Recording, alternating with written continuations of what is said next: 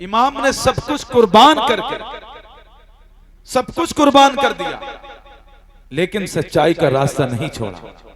और हमें यह पैगाम दिया कि जिंदगी में कोई भी अगर तुम्हारा साथ देने वाला ना हो तब भी तुम्हें सच्चाई का रास्ता नहीं छोड़ना। क्या बात है। एक इंसान भी तुम्हारे साथ खड़ा ना हो तब भी तुम्हें हक का रास्ता नहीं छोड़ना। सुभान अल्लाह। परेशानियां आएंगी, इमाम हुसैन पर परेशानियां आई, मुसीबतों के पहाड़ तोड़े गए, आजमाइश की भट्टी में सुलगना पड़ा। हजरत अली अकबर की शहादत देखी, हजरत कासिम की शहादत देखी, हजरत अब्बास के बाजू कटते देखे, हजरत अली असगर के गले पर तीर चलते देखा, ओनो मोहम्मद के लाशों को तड़पते देखा, खुद अपनी जान को कुर्बान कर दिया, लेकिन आप बातिल के सामने नहीं झुके। और इमाम जो बातिल के सामने नहीं झुके, इसीलिए हजारों सर, लाखों करोड़ों सर आज आपके एहतराम में झुके हुए हैं। नारे तकबीर, नारे रिसालत। सच के रास्ते पर चलोगे तो परेशानियां तो आएंगी। हो सकता है तुम्हारे रिश्तेदार भी तुम्हें छोड़ जाएं, तुम्हारे दोस्त भी तुमसे दूर हो जाएं, घर वाले भी तुमको बुरा भला कहें, कारोबार में भी घाटा हो जाए, मुमकिन है, लेकिन तुम्हें सच्चाई के रास्ते पर कायम रहना है। सच का दामन नहीं छोड़ना है, सच का रास्ता नहीं छोड़ना है। एक वक्त गुजरेगा तुम्हारे किरदार से हुसैनी खुशबू आने लगेगी और लोग तुम्हारी जुबान पर एतमाद करेंगे, तुम्हारे अल्फाज पर एतमाद करेंगे, तुम्हारे वादों पर एतमाद करेंगे, फिर तुमसे कारोबार भी करना चाहेंगे, रिश्तेदारी भी करना चाहेंगे, तुम्हारे करीब होना चाहेंगे, तुम्हारे किरदार की कसमें खाएंगे।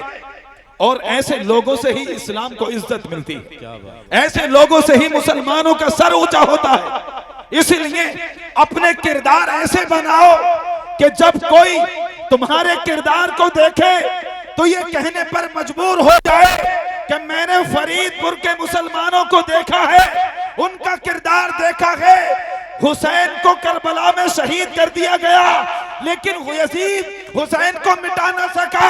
मैंने फरीदपुर के मुसलमानों को देखा है, उनके किरदार में आज भी हुसैन जिंदा है, उनकी धड़कनों में हुसैन जिंदा है, उनके दिलों में हुसैन जिंदा है। सुभान अल्लाह। नारे तकबीर, नारे रिसालत, मसलके आला हजरत, जिक्रे शुहदाए करबला, नारे तकबीर, नारे रिसालत। सुभान अल्लाह, सुभान अल्लाह। करबला के अंदर असल जंग ही किरदार की, कुफ्र इस्लाम की जंग नहीं थी, किरदार की जंग थी। एक तरफ यजीद का किरदार है जो जुल्म और जबर की हदें पार कर चुका है, एक तरफ इमाम हुसैन का वो पाकीज़ा किरदार है जो रसूलुल्लाह की तरबियत का आईनादार है, एक तरफ बातिल के सामने झुकाने का मुतालबा है और एक तरफ हक के लिए अपना सर कटाने का जज्बा है। इमाम हुसैन ने अपनी कुर्बानी पेश करके हक और बातिल के दरमियान में एक लकीर खींच दी और बता दिया हुसैनी किरदार ये है, यजीदी किरदार ये है। किरदार दौलत के लिए, हुकूमत के लिए जुल्म जबर करना यजीदी किरदार है, और दीन के लिए अपनी जान कुर्बान कर देना ये हुसैनी किरदार। क्या बात है भाई। सुभान अल्लाह, सुभान अल्लाह, सुभान। किरदार की लड़ाई थी, असल लड़ाई ही किरदार की। इसलिए यजीद ने कभी यह नहीं कहा कि आप मेरे जैसे हो जाओ। इमाम हुसैन से यह नहीं कहा मैं फासिक हूं, फाजिर हूं, शराबी हूं, बदकार हूं, आप मेरे जैसे हो जाओ। उसका कहना यह था कि बस आप मेरे हाथ पर बैत कर लें। और उसे फायदा क्या होता? उसका फायदा यह होता कि अगर वो अब गुनाह करता, गुनाह पहले भी करता था, लेकिन अब गुनाह करता, बदकारी करता, शराब पीता, जिना करता, और कोई उसके मुकाबले में खड़ा होता तो उसकी जुबान को यह कहकर खामोश कर दिया जाता कि जब नवासे रसूल हमारे हाथ पर बैत कर चुके हैं, तू कौन होता है हमारी मुखालफत करने। इसलिए इमाम हुसैन ने अपनी जान कुर्बान कर दी, अपना सब कुछ कुर्बान कर दिया, लेकिन उसके हाथ पर बैत नहीं। आप जरा तवज्जो कीजिए कि यजीद जब तख्त पर बैठा तो तलवार के जोर पर उसने बैत लेना शुरू कर दिया। तलवार के जोर पर लोगों से बैत ले रहा था और लाखों लोग उसके हाथ पर बैत कर भी चुके थे, लेकिन उसकी पूरी तवज्जो इमाम हुसैन पर टिकी हुई थी। पूरी तवज्जो इमाम हुसैन की तरफ थी। आखिर वजह क्या थी?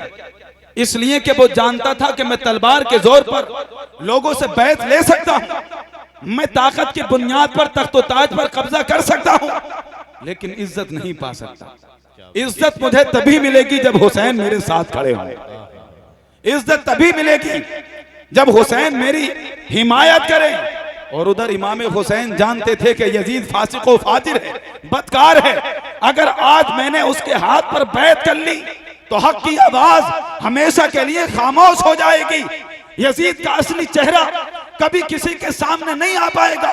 इसलिए इमाम हुसैन ने वलीद बिन उतबा के सामने गवर्नर हाउस में यजीद का असली चेहरा लोगों के सामने किया और कहा, इन्नहु रजुलुन फासिकुन, वो फासिक व फाजिर है, मिस्ली ला युबायु मिस्लहु, मेरे जैसा उसकी बात नहीं कर सकता। इमाम हुसैन ने जमाने को ये पैगाम दे दिया कि बातिल अगर तख्त पर भी बैठा हो, हक तब भी उसके सामने नहीं झुकता है।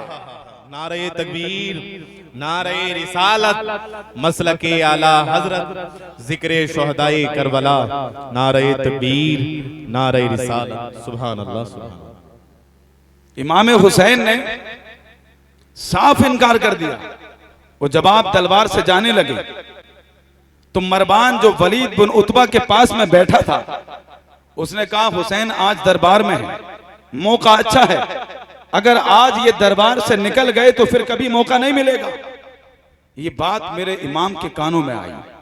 इमाम हुसैन पलटते हैं और कहते हैं, ओ बदबख्त, क्या बुज़दिली वाली बातें करता है? तू नहीं जानता कि हम कौन हैं? हम वो हैं कि जिनके घर वही नाजिल होती रही है। हम वो हैं कि जिनके आंगन में जिब्रील अमी उतरते रहे हैं। हम वो हैं कि जिनके दर से हिदायत का दरिया बहता है। हम वो हैं कि जिनके घर से कुरान में हिदायत की रोशनी फैल, कुरान की तालीम फैली है। हम वो हैं कि जिनके घर जिब्रील अमी नाजिल होते रहे हैं। ये बुज़दिली की बातें मत कर, मुकाबले का इतना शौक है तो आ सामने, तुझे मालूम पड़ जाएगा कि हुसैन से मुकाबला करने का अंजाम क्या होता है। सुभान अल्लाह, सुभान, क्या बात। और फिर इमाम आली मकाम अपने घर पहुंचते हैं, अपने घर वालों को जमा करते हैं और उनसे कहते हैं, मुझे ऐसा महसूस होता है कि अब मदीना छोड़ने का वक्त आ गया है। अगर मैं यहां पर रहा तो यजीदी बैत के लिए दबाव बनाएंगे, मैं इनकार करूंगा। और हमारे साथियों को पता लगा, जानिसारों को पता लगा, तलवारें निकल आएंगी। मैं नहीं चाहता कि मेरी वजह से नाना जान का शहर खून से आलूदा हो जाए, यहां खून बहे। इसलिए मैं समझता हूं कि मदीना छोड़ने का वक्त आ गया है। काफिला तैयार किया जाए, सवारियां तैयार की जाएं। आपके सारे घर वाले काफिले की तैयारी में लग गए और फिर इमाम हुसैन रात की तन्हाई में नाना जान के मज़ार पर जाते हैं, आखिरी सलाम पेश करने जा रहे हैं। न जाने फिर ये गलियां नसीब हो के ना हो, न जाने फिर इन मुकद्दस वादियों में आना हो के ना हो। इमाम हुसैन नाना जान के मज़ार पर जाते हैं। आप जरा सोचिए वो कितना अजीब मंजर होगा जब एक नवासा अपने नाना के मज़ार से लिपट लिपट कर रो रहा है। नाना आपका नवासा हाजिर है, आपका वो नवासा जिसे आप बार बार सीने से लगाया करते थे, आपका वो नवासा जिसे आप अपने कांधों पे सवार किया करते थे, जिसके बारे में आप कहते थे कि जन्नती जवानों का सरदार है। आपका वो नवासा आपको आखिरी सलाम पेश करने आया है, आखिरी मर्तबा हाजिरी देने के लिए आया है। और मैं इसलिए नहीं आया ताकि आप ये दुआ करें कि वाक़या करबला टल जाए, ये करबला का सानहा टल जाए, मैं तो आपसे इजाजत लेने के लिए आया हूँ। मैं आपका मदीना छोड़ना नहीं चाहता था, लेकिन जालिमों ने मुझे मजबूर कर दिया है। और बात आपके दीन की आ गई है, और आपके दीन की बात आए तो हुसैन इन गलियों को छोड़ सकता है, हुसैन आपके शहर को छोड़ सकता है, अपना खानदान कुर्बान कर सकता है, लेकिन आपके दीन पर, इज्जत पर आंच नहीं आने दे सकता है। क्या बात है, सुभान अल्लाह, सुभान। अजीजान मिल्लत इस्लामिया, इमाम हुसैन ये गिरिया उजारी करते हैं, आंखों से आंसू जारी हैं, और इसी दरमियान आपकी आंख लग जाती है। ख्वाब में देखते हैं कि नाना जान की गोद में सर है और मुस्तफ़ा जान रहमत तसल्ली दे रहे हैं, मेरे हुसैन जाओ, तुम्हें इजाजत है, जाओ दीन की हिफाजत के लिए जाओ, जाओ दीन के वकार के लिए जाओ, जाओ दीन की डूबती हुई कश्ती को बचाने के लिए जाओ, जाओ दीन के बुझते हुए चिराग को अपने खून से रोशन करने के लिए जाओ। और हुसैन तुम जहां जा रहे हो, तुम पर परेशानियों के पहाड़ तोड़े जाएंगे, बड़ी परेशानी आएंगी। कभी अली असगर का और कभी अली अकबर का जनाजा उठेगा, कभी कासिम की लाश उठेगी, कभी अब्बास के बाजू कलम किए जाएंगे, कभी अली असगर के गले पर तीर चलेगा, कभी अब्बास के बाजू कलम किए जाएंगे, कभी और मोहम्मद के लाशें तड़पेंगे। हुसैन तुम भी जख्मी हो जाओगे, लेकिन हुसैन उस हालत में तुम्हें सब्र का दामन नहीं छोड़ना है। हुसैन तुम्हें साबित कदम रहना है। तुम्हारी तरबियत मैंने की है, मेरी तरबियत की लाज रखना। तुम अली शेर खुदा के बेटे हो, अली शेर खुदा की शुजाअत की लाज रखना। तुमने फातिमा ज़हरा का दूध पिया है, फातिमा के दूध की लाज रखना। तुम्हारी तरबियत मैंने की है, मेरी तरबियत की लाज रखना। जाओ हुसैन जाओ, मैं तुम्हें इजाजत देता हूँ। अब हमारी मुलाकात हौदे कौसर पर होगी, जब तुम 3 दिन के प्यासे आओगे, मैं अपने हाथों से तुम्हें हौदे कौसर के जाम भर भर के पिलाऊंगा। नारे तकबीर, नारे रिसालत, मसलके आला हजरत, जिक्रे शुहदाए करबला, नारे तकबीर, नारे रिसालत। क्या बात है। इमाम हुसैन की जब आंख खुली तो बेचैन दिल को करार आ चुका था, सब्र तहम्मुल की दौलत नसीब हो चुकी थी। आप नाना जान के मजार से उठते हैं और अपनी माँ मखदूमा कायनात सैयदा कायनात हजरत फातिमा ज़हरा के मजार पर जाते हैं। आंखों में आंसू हैं, दिल में गमों का समंदर है। अपनी माँ की कब्र पर हाजिर होते हैं। आप जरा सोचिए वो कौन सी माँ होगी जो अपने बेटे की इस हालत को देखकर तड़प न जाए, अपने बेटे की रुखसती पर उसका कलेजा छलनी ना हो जाए। माँ की कब्र पर हाजिर है। माँ तेरा हुसैन आज तुझे आखिरी सलाम पेश करने आया है। आज हुसैन आखिरी हाजिरी देने के लिए आया है। तेरा वो हुसैन जिसे तो कुरान की तिलावत कर करके सुलाया करती थी, कुरान की तिलावत करके जगाया करती थी, आज वो हुसैन तेरे मजार को छोड़कर जा रहा है, तेरी कब्र को छोड़कर जा रहा है। माँ मैं इसलिए आया हूं ताकि मुझे दुआओं के साये में रुखसत किया जाए। इमाम हुसैन माँ की कब्र पर हाजिर हैं, आंखों से आंसू बरस रहे हैं, दिल में गमों का समंदर है। इमाम हुसैन की हिचकी बन जाती है। रिवायत निगारों ने बयान किया है, माँ की कब्र पर लर्जा तारी हुआ और माँ की ममता पुकार उठी, बेटे हुसैन इतना ना रो, तेरी माँ की रूह बेकरार हो जाए। जा हुसैन, तू अपने आप को तन्हा मत समझना। जब तू करबला के दरमियान तन्हा रह जाएगा, जब तू तीरों तलवारों से जख्मी हो जाएगा, जब तू घोड़े से नीचे आएगा, उस वक्त भी तेरी माँ की दुआ तेरे साथ होगी। हुसैन, तू अपने आप को तन्हा मत समझना। तेरा काफिला करबला में बाद में पहुंचेगा, तेरी माँ पहले वहां पहुंच जाएगी। सुभान अल्लाह, क्या बात। अजीजान मिल्लत इस्लामिया, इमाम हुसैन माँ की कब्र पर हाजिर दी। काफिला रवाना हुआ, मक्का पहुंचा, और जैसे ही मक्का पहुंचे तो कूफियों के खत आना शुरू हो गए। थके तो नहीं है आप? बिल्कुल सब बेदार। क्योंकि आप रिवायत की तरतीब के साथ में वाक़या करबला आपको सुनाने लगा हूं, और ये रब तभी बाकी रहेगा जब आप लोग बेदारी का सबूत देते रहे। क्या बात। जब मक्का पहुंचे तो कूफियों के खत आना शुरू हो गए। इमाम हुसैन आप तशरीफ ले आए, हम आपके हाथ पर बैत करना चाहते हैं, हम पर जालिम मुसल्लत कर दिया गया, आप तशरीफ ले आए। इमाम हुसैन बात को टालते रहे, लेकिन फिर खतों के अल्फाज बदल गए। इमाम आले मकाम, अगर आप नहीं आए तो मैदान महशर में हम आपका दामन पकड़ लेंगे, आपके नाना से शिकायत करेंगे कि जब हम पर जालिम मुसल्लत था, हम पर जुल्म सितम किए जा रहे थे, तब हमने आपके नवासे को आवाज दी थी, आपका नवासा हमारी मदद के लिए नहीं आया।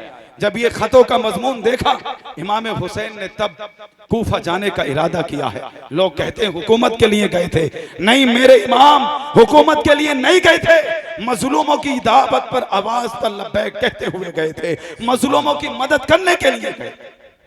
जब आप जाने लगे तो तमाम आपके जानिसार जमा हो गए और आकर कहते हैं इमाम अली मकाम आप किस जगह जा रहे हैं? आप उन बेवफा लोगों में जा रहे हैं, उन लोगों में जा रहे हैं जिन्होंने आपके बाप हजरत अली के साथ बेवफाई की है।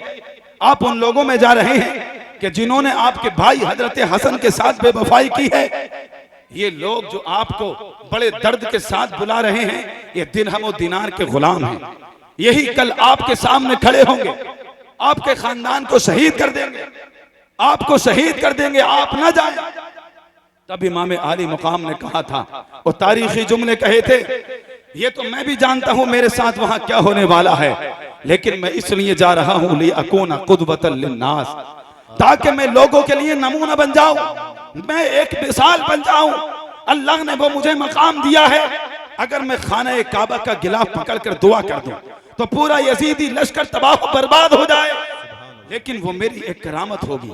और मैं करामत दिखाने नहीं आया, मैं इस्तिकामत दिखाने आया हूँ, मैं सब्र दिखाने आया हूँ, मैं ये बताने आया हूँ कि एक इंसान कितना सब्र कर सकता है, मैं ये बताने आया हूँ एक इंसान कितना जुल्म और जबर बर्दाश्त कर सकता है। मैं तो लोगों के लिए मिसाल बनने के लिए आया हूँ, मैं करामत दिखाने नहीं आया। करामत दिखाने के लिए तो गौसे आलम आने वाले हैं, ठोकर लगाएंगे, मुर्दों को जिंदा कर देंगे। करामत दिखाने के लिए ख्वाजा गरीब नवाज आने वाले हैं, एक कासे में पूरे अनस सागर को भर लेंगे। करामत दिखाने मखदूम पाक आएंगे, साबिर पाक आएंगे। मैं करामत दिखाने नहीं आया, मैं सब्र का जज्बा देने के लिए। नारे तकबीर, नारे रिसालत, मसलके आला हजरत, जिक्र इमाम हुसैन, नारे तकबीर, नारे रिसालत। और मेरे इमाम का ये फरमान सच हुआ, जहां कहीं भी कोई जुल्म के खिलाफ लड़ता है, ताकत को देखता है, ताकत कम है, तादाद कम है, मायूस होने लगता है, वो जैसे ही उसकी नजर करबला पर पड़ती है, उसे एक नया हौसला मिल जाता है, नई हिम्मत मिल जाती है, जुर्रत मिल जाती है। गांधी जी ने जब ब्रिटिश गवर्नमेंट के खिलाफ एहतजाज किया था और उनके खिलाफ आवाज बुलंद की थी, तब लोगों ने कहा था, गांधी जी आप इतनी बड़ी हुकूमत से टकराने जा रहे हैं, इतने बड़े साम्राज्य से टकराने जा रहे हैं, ये हिम्मत कहां से मिली, आपको ये हौसला कहां से मिला? तो गांधी जी ने कहा था, मैं भी ये सोचता था कि इतनी बड़ी हुकूमत से कैसे टकराया जा सकता है, इतनी बड़ी हुकूमत का कैसे मुकाबला किया जा सकता है। इतने में मेरी नजर करबला पर पड़ी, मैंने देखा कि नवासा रसूल तन्हा है, 72 जानिसारों के साथ 22,000 की फौज से लड़ गया। मुझे ये सबक मिल गया कि जब जालिम के खिलाफ खड़े हो तो अपनी तादाद को मत देखना, ताकत को मत देखना, बस एक नजर करबला की तरफ देख लेना। नारे तकबीर, नारे रिसालत, मसलके आला हजरत, जिक्र शोहदाए करबला, मुफ्ती कमरुद्दीन सकाफी साहब क़िबला, नारे तकबीर, सुभान। बस एक नजर करबला की तरफ देख लेना, तुम्हें हौसला मिल जाएगा, तुम्हें हिम्मत मिल जाएगी। इमाम आली मकाम ने कहा कि मैं इसलिए जा रहा हूं ताकि लोगों को हौसला मिले। और आप जानते हैं मक्का से कूफा की दूरी कितनी है? अगर आप गूगल पे सर्च करें, मक्का से कूफा का रास्ता पैदल का 1600 किलोमीटर का है। और उस वक्त तो रास्ता भी बड़ा खतरनाक रहा होगा, जंगलों से गुजरने वाला रास्ता, बयाबान से गुजरने वाला रास्ता, 1600 किलोमीटर का रास्ता। अब जरा चश्मे तसव्वुर में वो मंजर लाई, एक इंसान के सामने दो ऑफर हैं, या तो वो 1600 किलोमीटर का रास्ता तय करे, या फिर वो अपने बच्चों के साथ ऐशो आराम की जिंदगी गुजारे, या तो वो हुकूमत के खिलाफ खड़ा हो और 1600 किलोमीटर का रास्ता तय करे, या फिर वो हुकूमत के साथ हो जाए, यजीद के साथ हो जाए, ऐशो आराम की जिंदगी बसर करे, हुकूमत से इनाम पाए, शहजादों वाली जिंदगी गुजारे। मेरे इमाम ने उस ऐशो इशरत की जिंदगी को ठोकर लगाई और 1600 किलोमीटर का रास्ता चुना, करबला का रास्ता चुना, ताकि ये दीन बुलंद रह सके, ताकि दीन का वकार बच सके, दीन का तकद्दुस बच सके, ताकि दीन की आजमत बच सके। इमाम हुसैन ने करबला का रास्ता इसलिए चुना ताकि बातिल का गुरूर खत्म हो जाए और दीन हमेशा हमेशा के लिए सरबुलंद हो जाए। सुभान अल्लाह। इमाम आली मकाम ने इस दीन के लिए करबला का रास्ता चुना, 1600 किलोमीटर का रास्ता, और आज हम 2 कदम पर नहीं जा पाते। 5 वक्त अजान दी जाती, अजान होती रहे, नमाजें होती रहे, हमें कोई फर्क नहीं पड़ता। सुबह में अजान हो रही है फजर की और बिस्तर पर पड़े हैं, फिर लोग कहते हैं कि कारोबार नहीं चल रहा, रिस्क में बरकत नहीं है। अरे रिस्क में बरकत कैसे हो? आकाए दो जहां फरमाते हैं जो फजर के वक्त सोता रहता है, बाल शैतान फी उज़नई, शैतान उसके कानों में पेशाब करता है। आप जरा सोचिए, शैतान जिसके कानों में पेशाब करे उसके दिमाग में कोई अच्छा आइडिया आ सकता है? उसके दिमाग में कोई अच्छा ख्याल आ सकता है? वो अच्छा सोच सकता है? लेकिन वही कोई इंसान रात के अंधेरे में उठता है, वुजू करता है, मुसल्ले पर खड़ा हो जाता है, अल्लाह की रहमत मुस्कुराती है और फरिश्तों से फरमाता है, फरिश्तों गवाह हो जाओ, ये बंदा मेरी याद में रात के अंधेरे में उठा है, इसे दुनिया में भी कामयाब कर दिया जाए, इसे आखिरत में भी कामयाब कर दिया जाए। क्या बात, सुभान अल्लाह, सुभान अल्लाह। इमाम हुसैन ने इतना लंबा रास्ता चुना और हम 2 कदम पर नहीं जा पाते हैं। किस बात के हुसैनी? सच्चे हुसैनी बनो, हुसैनी होने का ऐलान किया है, हुसैनी किरदार भी अपने अंदर पैदा कर। इमाम हुसैन का काफिला रवाना हुआ। सबसे पहले हजरत हुर ने आकर इमाम हुसैन का रास्ता रोका। 1000 सिपाही के साथ हुर आते हैं, घोड़ा इमाम के घोड़े के सामने लगा दिया। किस लिए आए हो? मैं आपको गिरफ्तार करने आया। हजरत अब्बास पास में खड़े, तलवार के दस्ते पर हजरत अब्बास का हाथ गया, इजाजत मांग रहे हैं, हुजूर इजाजत दें, आपको गिरफ्तार करने की बात करता है, इजाजत दें। अब्बास पूरे लश्कर का सफाया कर देगा। ये अब्बास ही हैं कि जिनकी तलवार को करबला में बार बार रोका गया। इमाम आली मुकाम उनकी तलवार को बार बार रोकते रहे। अगर हजरत अब्बास को तन्हा इजाजत मिल जाती, कसम खुदा की इमाम हुसैन को करबला में उतरने की जरूरत ना पड़ती। हजरत अब्बास 22,000 के लश्कर को काफी थे। नारे तकबीर, नारे रिसालत, मसलके आला हजरत। लेकिन इमाम बार बार फरमाते रहे, अब्बास हम करबला में तलवार के जौहर दिखाने नहीं आए हैं, हम करबला में सब्र का पैगाम देने के लिए आए हैं, जुर्रत और हिम्मत का पैगाम बांटने के लिए आए हैं। इमाम हुसैन ने इशारे से मना किया, अब्बास ये तलवार निकालने का वक्त नहीं है। फिर इमाम हुसैन हुर से कहते हैं, हुर तुम जानते नहीं हो हुसैन कौन है? हुसैन वो है कि जिसको गिरफ्तार नहीं किया जा सकता, गिरफ्तार नहीं किया जा सकता। और बाकी बातें बाद में होंगी। मुझे ऐसा लगता है कि तुम्हें प्यास लगी है, तुम्हारे लश्कर से अलातश की आवाजें आ रही हैं, लगता है तुम्हारा लश्कर भी प्यासा है। अब्बास इधर आओ, कासिम इधर आओ, अली अकबर इधर आओ, ये प्यासे आए हैं, इनको पानी पिला दो। हुर प्यासे हैं, इनको पानी पिलाओ, इनका लश्कर प्यासा है, इनको पानी पिलाओ। पूरे लश्कर को पानी पिलाया, हुजूर पानी पिला दिया। इमाम हुसैन फरमाते हैं, देखते नहीं इनके जानवर भी प्यासे हैं, देखते नहीं इनके जानवर भी प्यासे हैं। जानवरों को भी पानी पिलाया गया। और अब जरा गौर कीजिए, इमाम हुसैन जान रहे हैं आज मैं जिनको पानी पिला रहा हूं कल यही लोग होंगे मुझ पर 3 दिन तक पानी बंद कर देंगे, कल यही लोग होंगे मैं अली असगर को लेकर जाऊंगा, पानी के बदले तीर फेंका जाएगा, लेकिन वो इनका किरदार होगा, ये हमारा किरदार है। वो यजीदियों का किरदार है कि प्यास के बदले तीर फेंका जाता है, और ये हमारा किरदार है कि प्यासों के सामने मस्कीजों के मुंह खोल दिए जाते हैं। सुभान अल्लाह, सुभान। ये अहले बैत का किरदार है कि इंसान तो इंसान, जानवर भी आपके दर से प्यासा नहीं लौटता है। इसलिए अल्लामा हसन रजा पुकार उठे, किस जुबान से हो बयाने इज्जो शाने अहले बैत, आया ये ततहीर से जाहिर है शाने अहले बैत, बे इजाजत उनके घर जिब्राइल आते नहीं, कद्र वाले जानते हैं कद्र शाने अहले बैत। नमाज का वक्त हुआ, इमाम हुसैन फरमाते हैं, हुर हमारे साथ नमाज पढ़ोगे कि तन्हा नमाज पढ़ोगे? अब हुर सोच रहे हैं कि अगर मैं तन्हा नमाज पढ़ता हूं तो फिर ऐसा इमाम कहां मिलेगा, और अगर इमाम के पीछे नमाज पढ़ लेता हूं तो फिर मुक्तदी होने का हक अदा करना पड़ेगा, मुक्तदी होने का हक अदा करना पड़ेगा।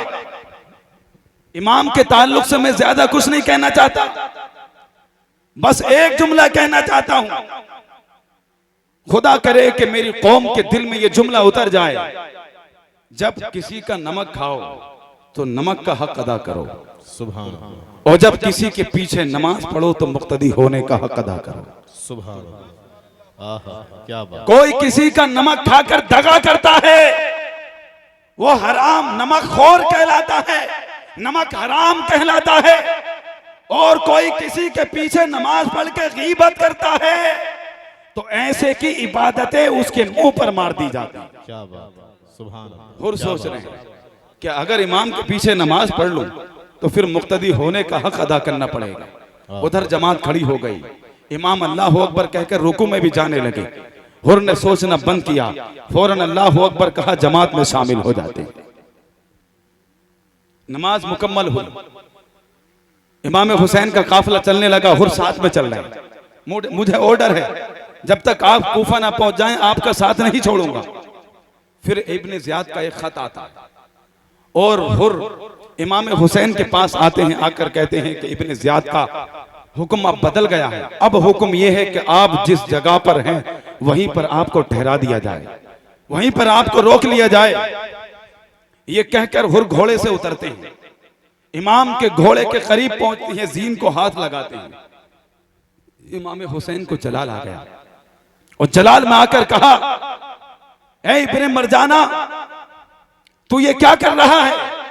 हुर ने जब ये बात सुनी तो हुर ने भी तड़प कर कहा, इमाम हुसैन, अगर अरब का कोई और नौजवान मुझे ये बात कहता, बाखुदा उसके जवाब में यही लफ्ज कहता, लेकिन मैं आपकी मां पर दुरूद के अलावा कुछ नहीं कह सकता, मैं सलाम के अलावा कुछ नहीं कह सकता। इतने में खेमे में से हजरत ज़ैनब की आवाज आई, हुर को मेरा सलाम कह दो। किसी ने कहा वो आपके भाई का रास्ता रोक रहा है, तो कहा ये छोड़ो, इस सहरा में उसने मेरी माँ का नाम इज्जत और एहतराम से लिया है। क्या बात, सुभान। इस सहरा में हुर ने मेरी माँ का नाम इज्जत और एहतराम से लिया है। इमाम हुसैन घोड़े से उतरते हैं, मिट्टी उठाते हैं और लोगों से पूछते हैं इस जगह का नाम क्या है? तो कहा कि इस जगह का नाम नैनवा है। क्या और नाम भी है इस जगह का? हाँ, इस जगह को करबला कहा जाता है। इमाम आली मकाम ने इतना सुना तो कहा यही वो जगह है जहां हमारी सवारियां ठहरेंगी, यही वो जगह है जहां हमारा खानदान शहीद किया जाएगा, हमारे साथियों को कुर्बान किया जाएगा। इमाम आली मकाम उस जगह पर ठहर जाते हैं। और एक रिवायत यह भी है कि जब इमाम वहां पर ठहरे तो हजरत अब्बास को भेजा, जाओ पता करो कि यह जगह किसकी है। हजरत अब्बास जाते हैं, पहाड़ी की दूसरी तरफ एक कबीला था बनु असद, वहां के सरदार को बुलाकर लाते हैं। इमाम हुसैन पूछते हैं कि यह जगह किसकी है? कहता है मेरी है। ये कितने में देते हो? तो कहा कि आप मुसाफिर हैं और देखने में चेहरों से बड़े शरीफ मालूम होते हैं, आप मुसाफिर हैं, आपको ठहरना है, मेरा कबीला मौजूद है, हर दर आपके लिए खुला है, हर दरवाजा आपके लिए खुला है, आप मेरे कबीले में आकर ठहरे, मुसाफिर हैं, आपको जगह खरीदने की जरूरत क्या? 8-10 दिन तो आपको ठहरना है, मेरे कबीले में आकर ठहर जाएं। इमाम ने फरमाया मैं 8-10 दिन के लिए नहीं आया हूं, मैं हमेशा यहाँ घर बनाने के लिए आया। सुभान अल्लाह, सुभान अल्लाह। मैं हमेशा यहाँ ठहरने के लिए आया हूं, तू बता ये जगह कितने की है? तो उसने कहा हमेशा ठहरने के लिए आए हैं, घर बनाने के लिए आए हैं। अरे मुसाफिर तू यहां से चला जा, ये जगह ठहरने की नहीं है, ये जगह आज तक किसी को रास नहीं आई है, यहाँ आज तक कोई पौधा नहीं होगा, कोई बाग नहीं होगा, यहाँ पर कोई खेती नहीं होगी। ये किसी नबी को रास नहीं आई, किसी के बेटे को रास नहीं आई। ये वो जगह है जो आज तक किसी को रास नहीं आई है। जा मुसाफिर यहाँ से चला जा, या ये जगह वो है जो किसी को रास नहीं आई है। इमाम आली मुकाम ने फरमाया, मैं जाने के लिए नहीं आया हूँ, मैं अपना घर बसाने के लिए आया हूँ। तो ये बता ये जगह कितने की है? उसने कहा 60,000 दिनार की है, दिनार की है। इमाम आली मुकाम ने 60,000 दिनार पेश किए और फरमाते हैं कि खेमे को यहाँ रोक दिया जाए, काफले को यहाँ जमा कर दिया जाए। अब वो जाने वाला जो आया था सरदार, वो जाते जाते कहता है, ऐ मुसाफिर जरा ये तो बता दे तू आया किस जगह से, किस जगह का रहने वाला है? तो इमाम आली मकाम फरमाते हैं, मैं मदीनतुल मुनव्वरा से आया।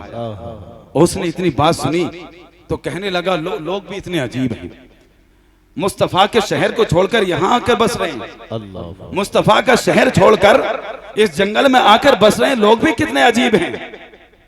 जब मुस्तफा का नाम सुना तो इमाम हुसैन ने कहा, क्या तुमने नबी को देखा है? तो कहा हाँ, एक बार नबी से मुलाकात हुई थी, जवानी में हुजूर के पास गया था और हुजूर मस्जिद नबी में बैठे थे मिंबर पर। उनके पास उनकी गोद में एक छोटा सा बच्चा था, बार बार उसे सीने से लगाते थे। तो मैंने पूछा, हुजूर ये बच्चा कौन है? तो आका ने मुस्कुराकर फरमाया, ये मेरा नवासा है, इसका नाम हुसैन है। इमाम आली मुकाम ने इतनी बात सुनी तो कहा, ए कबीले के सरदार, तूने उस बच्चे को देखा था?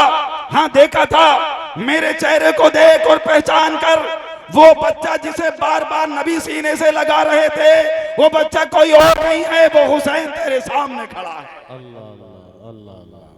वो हुसैन तेरे सामने खड़ा है। इमाम हुसैन का काफिला वहां पर ठहर गया।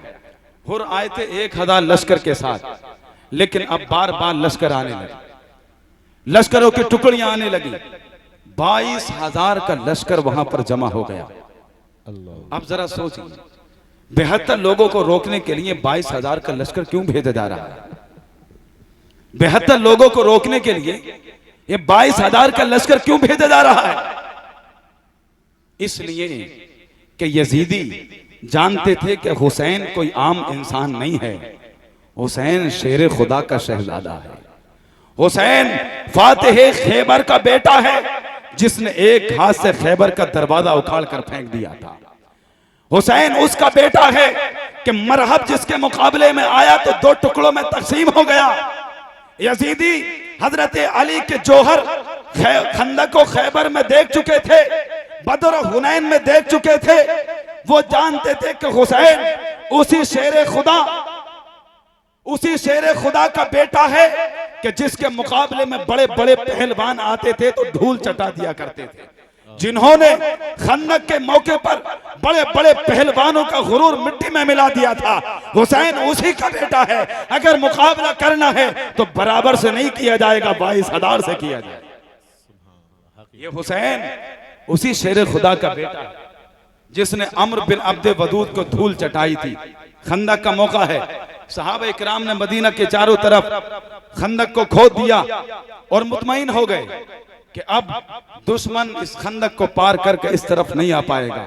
वहीं अरब का एक पहलवान था अम्र बिन अब्द वदूद, और इतना बड़ा मशहूर पहलवान था, उसकी दास्तानें बयान की जाती थी, माएं अपने बच्चों को उसके किस्से सुनाती थी, और उसके बारे में मशहूर था कि वो 1000 से तन्हा लड़ता था। उसने घोड़े को एड़ लगाई, घोड़ा दौड़ाया, वो खंदक पार करके सहाबा के सामने खड़ा हो गया। वो मजाक उड़ाकर कहता है, आओ तुम में से किसको जन्नत चाहिए, आओ तुम्हें किसको जन्नत चाहिए। हजरत अली जलाल में आए, उठकर खड़े हुए। रिवायत में आता है आकाए दो जहां ने जुल्फ़िकार हैदरी थमाई और सर पर इमामा रखा और कहा, जा खुदा के शेर, अल्लाह तुझे कामयाब करे, अल्लाह तुझे कामयाब करे। इमाम हुसैन मैदान में आते, हजरत अली मैदान में आते हैं, और जब अम्र बिन अब्द वदूद ने देखा तो ललकार कर कहने लगा, मजाक उड़ाने लगा, अच्छा मेरे ये दिन आ गए, मैं बच्चों से मुकाबला करूंगा, जा किसी और को भेज, तू जानता नहीं मैं कौन हूं, मेरा नाम अम्र बिन अब्द वदूद है, तू जानता नहीं है मैं कौन हूं, मैं वो हूं जो 1000 से तन्हा लड़ता है। हजरत अली ने फरमाया, वो कोई और होंगे जो 1000 से तू तन्हा लड़ा है, आज तेरा पाला खुदा के शेर से पड़ा है, आज तुझे मालूम होगा कि मुकाबला किससे कहा जाता है। वो टलकार कर कहता है, बच्चे तू जानता नहीं मेरा नाम क्या है? मेरा नाम अम्र बिन अब्द वदूद है। हजरत अली फरमाते हैं, ओ बुज़दिल, नाम की धमकी ना दे, सुन, नाम की बात करता है तो सुन, मेरा नाम अली है और खुदा और अल्लाह के नबी मुझे खुदा का शेर कहते हैं।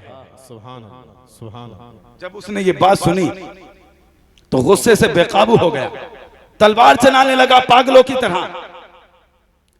उधर जुल्फ़िकार हैदरी हवा में लहराई।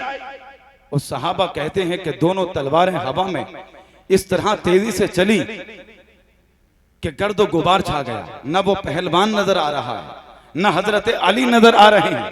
मैदान में गर्दो गुबार छा गया।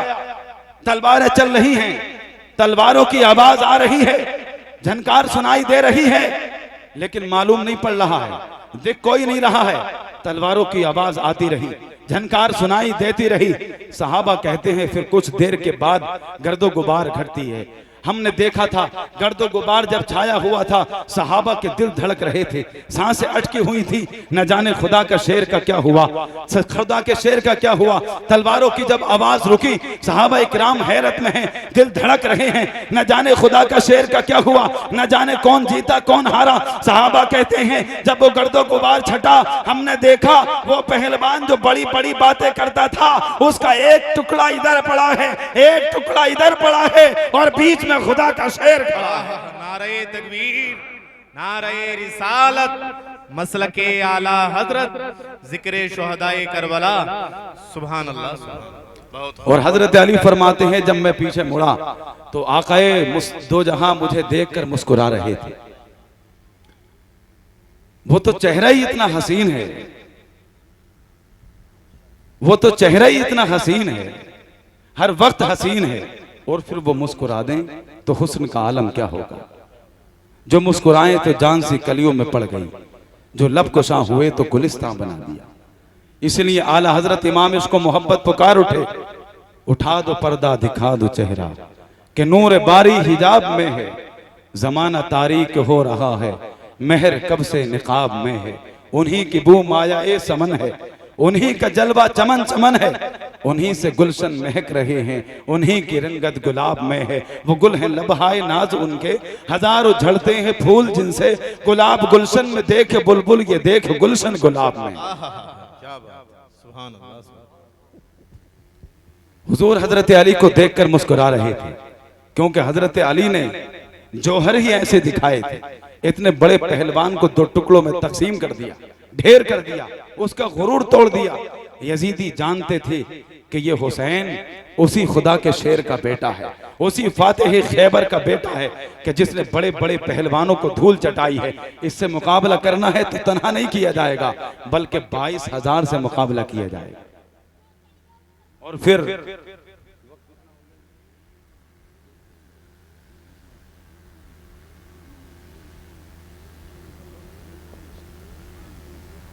दुरूद पाक पढ़ लीजिए, अल्लाहुम्मा सल्ली अला सय्यिदिना व मौलाना मुहम्मदिन व बारिक वसल्लम। सल्लु अलैहि सलातु व सलाम अलैका या रसूल अल्लाह। थक गए क्या आप हैं? पूरा कर दिया जाए। एक बार और दुरूद पाक पढ़ लें, अल्लाहुम्मा सल्ली अला व मौलाना मुहम्मदिन व बारिक वसल्लम। मचल कर कहें या हुसैन, तड़प कर कहें बुलंद आवाज से या हुसैन। शब आशूरा आती, इमाम हुसैन से बार बार एक बात कही जा रही थी कि या तो आप यजीद की बैत कर लें, वरना फिर जंग के लिए तैयार हो जाएं। और जब इमाम हुसैन को ये मालूम पड़ गया कि जंग के बगैर बाज नहीं आएंगे, ये मेरे खून के प्यासे हैं, खून बहा कर रहेंगे, तो इमाम आली मुकाम ने उनसे एक रात मांगी थी, एक रात की मोहलत दी जाए। लोग कहते हैं इमाम आली मुकाम ने वो रात इसलिए मांगी थी ताकि आप ये सोच सके कि यजीद की बैत करूं या कि ना करूं। बखुदा इमाम के जहन में तो ये ख्याल भी नहीं आ सकता था। वो रात तो इसलिए मांगी थी ताकि जी भर कर रब की इबादत कर सकें, अल्लाह की बारगाह में सजदे कर सकें।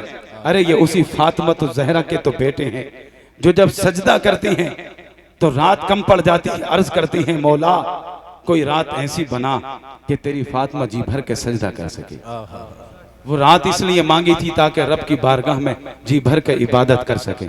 और फिर हजरत इमाम आली मकाम अपनी अहलिया अपनी शरीक हयात हजरत शहरबानो के पास जाते हैं और जाकर कहते हैं, शहरबानो मेरी शरीक हयात, जब से तुम मेरे निकाह में आई हो तुमने बड़ी परेशानियां उठाई हैं, मुसीबतें उठाई हैं, फाके किए हैं, गुर्बत उठाई है, गुर्बत का सामना किया है।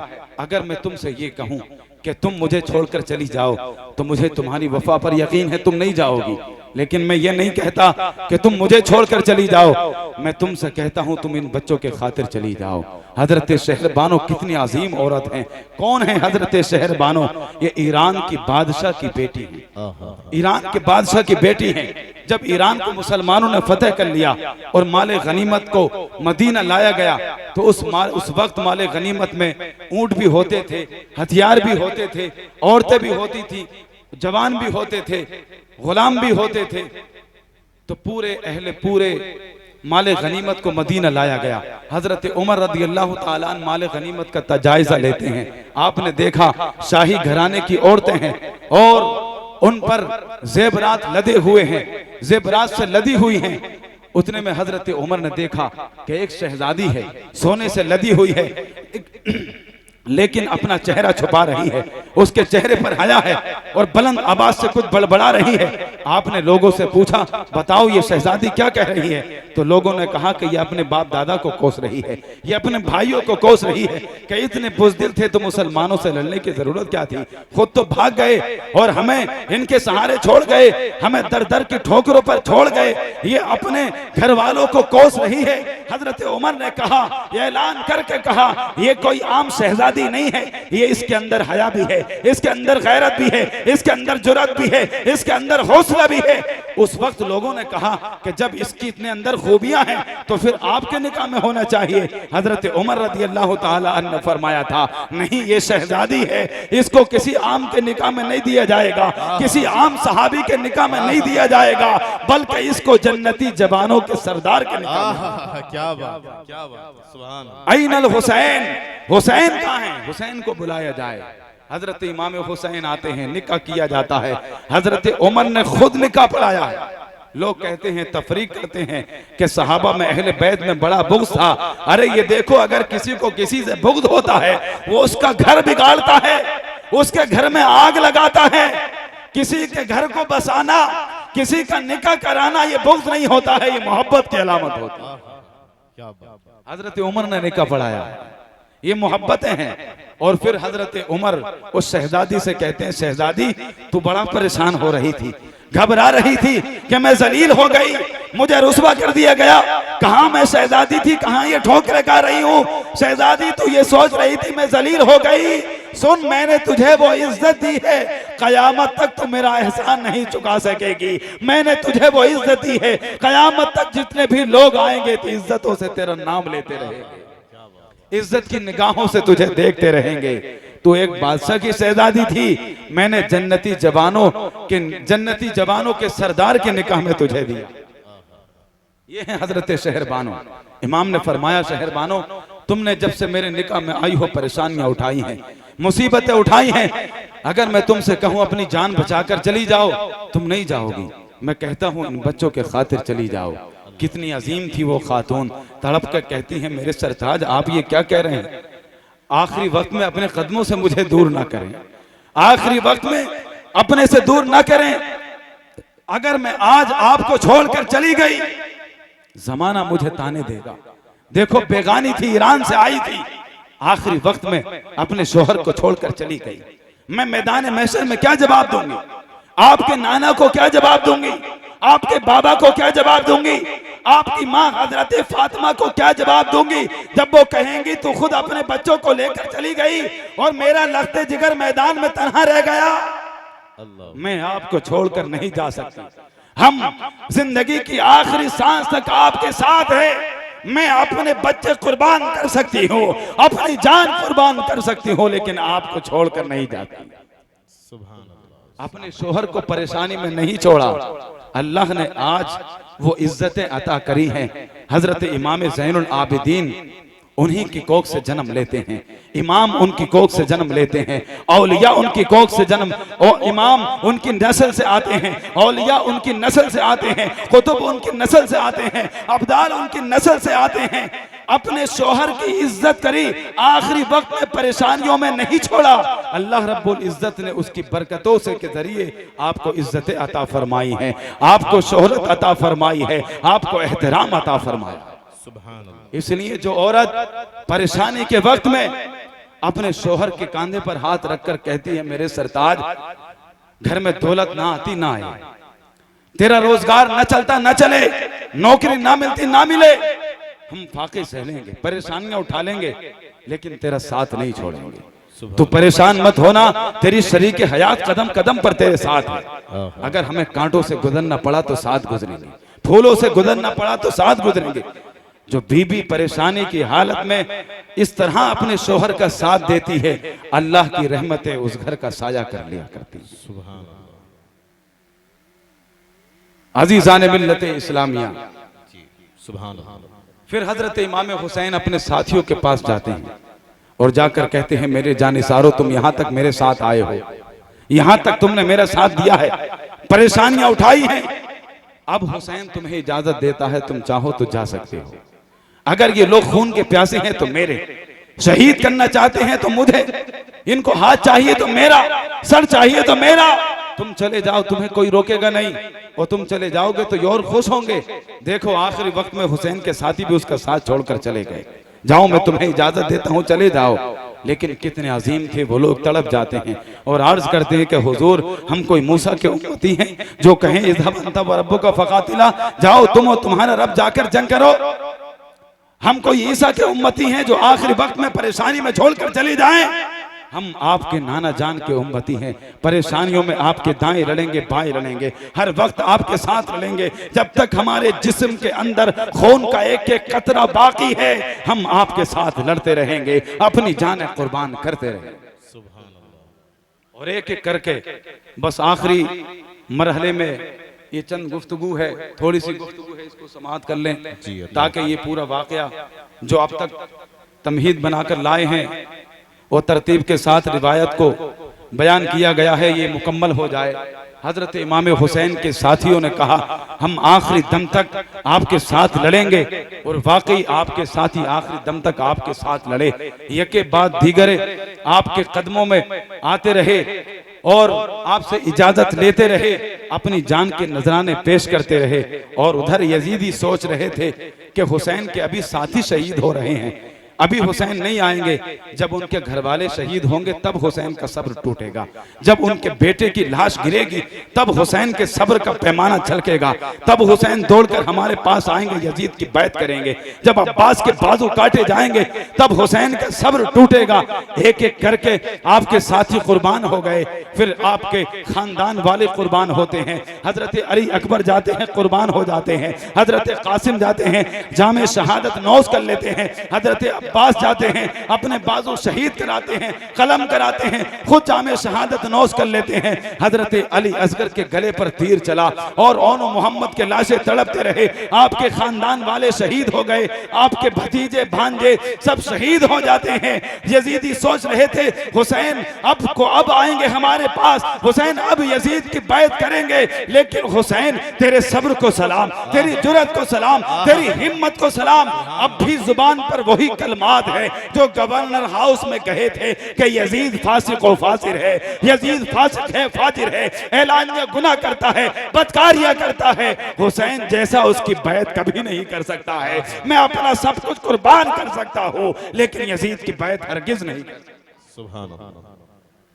और फिर इमाम आली मकाम खुद मैदान की तरफ बढ़ते हैं, जुल्फ़िकार हैदरी हाथ में लेते हैं, सर पर इमामा सजाते हैं, घोड़े पर सवार होते हैं और कहते हैं, चर मेरे गाजी अब हमारे सब्र के इम्तिहान का वक्त आ चुका है। वो घोड़ा जो हवाओं से बातें करता था, जो एक हुक्म पर बिजली की रफ्तार पकड़ लिया करता था, इमाम हुसैन बार बार कहते हैं, लेकिन घोड़ा आगे कदम नहीं बढ़ा रहा है, कदमों को जमीन पर जमा लिया, आगे कदम नहीं बढ़ा रहा है। इमाम हुसैन कहते हैं, मेरे गाजी क्या तू भी अब तक खून देख देख कर तेरे भी हौसले टूट गए हैं? क्या तेरी हिम्मत भी जवाब दे गई है? क्या शहादतें कुर्बानियां देख देख कर, खून देख देख कर तेरी भी हिम्मत टूट चुकी है? घोड़े ने अपना सर झुकाया, आंखों में आंसू थे। और इमाम हुसैन जानवरों की जुबान अच्छे से समझते थे। ये उस नाना के नवासे हैं जो चरिंद परिंद की बोलियों को जानता है, जो शजर हजर की बोलियों को सुनता है, जो दरख्तों को कलमा पढ़ते सुनता है, जो जानवरों की बोलियां भी सुनता है, उनकी फरियाद भी सुनता है, उनका मदावा भी करता है। उसी नाना के नवासे हैं, अपने घोड़े की फरियाद समझ रहे हैं। घोड़े ने सर झुकाया, आंखों से आंसू जारी हैं और घोड़ा जुबान हाल से कह रहा है, इमाम मुझे बुज़दिनी का ताना तो न दिया जाए, मुझे कम हिम्मती का ताना तो न दिया जाए। मैं तो कब से इन जालिमों को रौंदने के लिए बेकरार हूं। मेरी एक एक टाप इन पर बिजली की तरह बरसेगी, इन पर कयामत की तरह बरसेगी, लेकिन मैं आगे नहीं बढ़ सकता, मैं आगे नहीं बढ़ सकता, मैं आगे नहीं बढ़ सकता। अगर मैं आगे बढ़ा तो मेरा नाम भी यजीदियों में लिख जाएगा। आगे क्यों नहीं बढ़ सकता? इसलिए एक हुसैनी मेरे कदमों से लिपटा हुआ है। अगर मैंने एक कदम भी आगे बढ़ाया तो एक हुसैनी मेरे कदमों के नीचे आ जाएगा। इमाम पलट कर देखिए।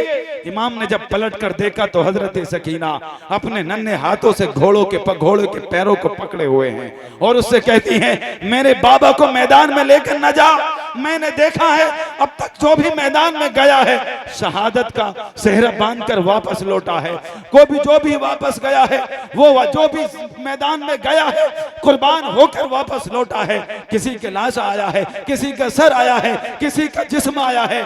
तू मेरे बाबा को मैदान में लेकर ना जा, मैं किसके सहारे जीऊंगी। हजरत इमाम हुसैन ने ये दिल अंदो ये गमनाक मंजर देखते हैं और घोड़े से उतरते हैं, बेटी के सर पर शफकत का हाथ रखते हैं और कहते हैं, बेटी ये हौसले का वक्त है, ये रोने का वक्त नहीं, ये सब्र का वक्त है, ये जुर्रत का वक्त है। तेरे बाबा का इम्तिहान होने जा रहा है, तेरे बाबा के सब्र का इम्तिहान होने जा रहा है। तेरे बाबा अपने नाना का वादा पूरा करने जा रहा है। बात नाना के दीन पर आ गई है। हुसैन अपना सब कुछ कुर्बान करने जा रहा है और अपने लहू से इस दीन के चिराग को बुलंद करने के लिए जा रहा है। इमाम हुसैन घोड़े पर सवार होते और इस अंदाज में निकले, ऐसा जलवा था। जमीन और आसमान ने बारहा इमाम हुसैन को देखा, लेकिन ऐसा जलवा और ऐसी जुर्रत और ऐसा नजारा, ऐसी कैफियत इमाम हुसैन की आज तक नहीं देखी थी। मैदान में जब निकले, जिस तरफ से गुजरते थे लाशों को ढेर लगा दिया करते थे और जिस तरफ से इमाम हुसैन का घोड़ा गुजरता लाशों के अंबाल लग जाते। जो सामने आता तो टुकड़ों में हो जाता। जिधर रुख करते थे लश्कर पीछे हट जाया करते थे। यजीदी लश्कर से यह आवाज आ रही थी, जिस्म है फटा हुआ, गर्द से अटा हुआ, तमाम जिस्म नाजनी के जचदा हुआ, कटा हुआ। ये कौन सी बकार है, बला का सह सवार है कि है हजारों कातिलों के सामने डटा हुआ। ये जिसकी एक ज़रब से कमाले फन्नो हरब से कई शकी गिरे हुए तड़प रहे हैं कर्ब से। ये कौन सी वकार है, बला का सह सवार है, अजब है तेगे दो सरा के एक एक वार पर उठी सदाए अलामा जुबान शर्क व गर्ब से। अबाबी तेग अबाबी तार तार है तो जिस्म भी फुगार है, जमीन भी तपी हुई फलक भी शोला बार है, मगर ये मर्द तेगे जन ये सब शिकन फलक फिगन कमाल सब्र तंदही से महबे कारजार है। ये बिल यकी हुसैन है, नबी का नूर आयन है। इमाम हुसैन जिस तरफ से गुजर रहे हैं लाशों के ढेर लगते जा रहे हैं। इब्न साद ने ललकार के कहा है, लोगों अगर एक एक करके मुकाबला करोगे तो अली का शेर ये किसी के कब्जे में नहीं आएगा। इस पर कब्जा करना है तो एक साथ हमला करो।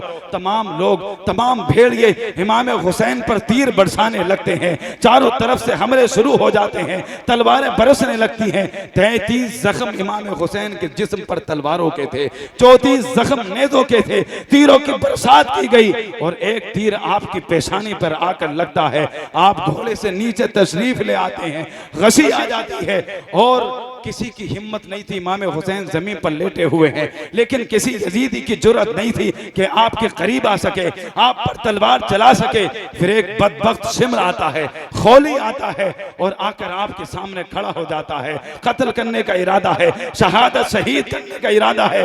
इमाम उससे पूछते हैं, बदबख्त जरा ये बता वक्त क्या हुआ है? तो उसने कहा जुमे का वक्त है। इमाम हुसैन ने कहा तुझे मेरे साथ जो करना है कर लेना, मुझे बस अपने रब की बारगाह में एक सजदा अदा करने दे, एक सजदा करने दे। इमाम हुसैन फिर रब की बारगाह में सजदा करते हैं, वो सजदा जिसका वादा नाना जान से किया था, वो सजदा जिसका तस्किरा कायनात में था, वो सजदा जिसका तस्किरा जमीन और आसमान में था, वो सजदा ऐसा सजदा कि कयामत तक उसकी मिसाल पेश नहीं की जा सकती है। इमाम हुसैन सजदे में सर रखते हैं और अल्लाह की बारगाह में अर्ज करते हैं, मौला तेरा हुसैन हाजिर है, अपना सब कुछ लुटाकर तेरी बारगाह में आया है। अली अकबर को कुर्बान किया जा चुका है, कासिम का लाशा उठ चुका है, अब्बास के बाजू कलम किए जा चुके हैं, अली असगर के गले पर तीर चला है, ओनो मोहम्मद के लाशें तड़प चुके हैं। हुसैन खुद जख्मी होकर तेरी बारगाह में आया है, अपना सब कुछ कुर्बान करके तेरी बारगाह में आया है। मौला हुसैन तुझसे पूछता है, हुसैन तेरी रजा पर राजी है, तेरी तकदीर पर राजी है, तू बता क्या तू भी हुसैन के इस अमल पर राजी है? तो आवाज आ रही थी, इस प्यासे पर अली शेर खुदा को नाद है, इस नवाजे पर मोहम्मद मुस्तफा को नाद है, और वो नबी सजदे किए इसका अजब अंदाज है, इसने जो सजदा किया उस पर खुदा को नाद है। सुभान अल्लाह, सुभान अल्लाह, सुभान। इमाम हुसैन ने अपनी जान को कुर्बान करके इस दीन को अपने खून से रोशन किया है, इस दीन के बुझते हुए चिराग को अपने खून से रोशन किया है। हमें हुसैनी किरदार अपनाना चाहिए, इमाम हुसैन की सीरत पर अमल करना चाहिए, और सिर्फ देग पका लेना या नियाज कर लेना, फातिहा कर लेना, यही काफी नहीं होता है, बल्कि उनके किरदार पर अमल करने की सख्त जरूरत है। आप जरा तवज्जो कीजिए, जिस वक्त आप देग बनाते हैं, इमाम हुसैन के नाम पर फातिहा करते हैं, नियाज तकसीम करते हैं, शरबत पिलाते हैं, तो यही अकीदा होता है ना कि इमाम हुसैन हमारे इस अमल को देखेंगे, हमसे खुश होंगे, यही अकीदा होता है ना। तो जिस वक्त तुम झूठ बोलते हो, दगा करते हो, किसी का दिल दुखाते हो, किसी का हक मारते हो, जुल्म करते हो, क्या उस वक्त इमाम हुसैन नहीं देख रहे? क्या इमाम हुसैन को ये पावर सिर्फ हमारे शरबत को देखने के लिए दी जाती है? इमाम हुसैन को ये देखने की ताकत हमारी देगों को देखने के लिए दी जाती है? हमारे गलत किरदार को नहीं देख रहे, हमें नमाजें छोड़ता हुआ नहीं देख रहे, झूठ बोलता हुआ नहीं देख रहे। अगर ये अकीदा है कि इमाम हुसैन हमारे न्यास फातिहा को, जलसों को देखते हैं, तो हमें ये भी अकीदा रखना चाहिए कि इमाम हुसैन हमारे किरदार को भी देखते हैं। और जिस वक्त ये अकीदा हमारे दिलों में कायम हो जाएगा तो इंशाअल्लाह हमारे किरदार बदल जाएंगे, हमारे अखलाक बदल जाएंगे, हमारी जिंदगी बदल जाएगी। अल्लाह रब्बुल इज्जत से दुआ है हम सबको इन बातों पर अमल करने की तौफीक अता फरमाए।